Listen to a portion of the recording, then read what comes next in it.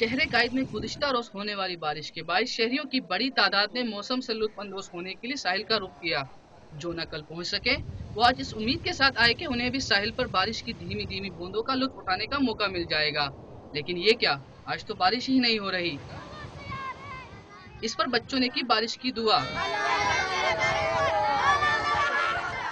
जब दुआ कबूल न हो सकी तो बच्चों ने गुजारा किया आपस में खूब हल्ला गुल्ला से।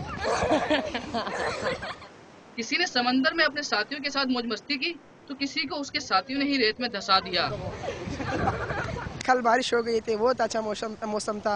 आज फिर अगर बारिश हो जाए इंशाअल्लाह ताला बहुत मजा कर लेगा। कल बारिश हुआ, हमने आ सका। अभी मैं दुआ करता हूँ कि अभी भी बारिश हो जाए, बहुत मजा आ रहा है।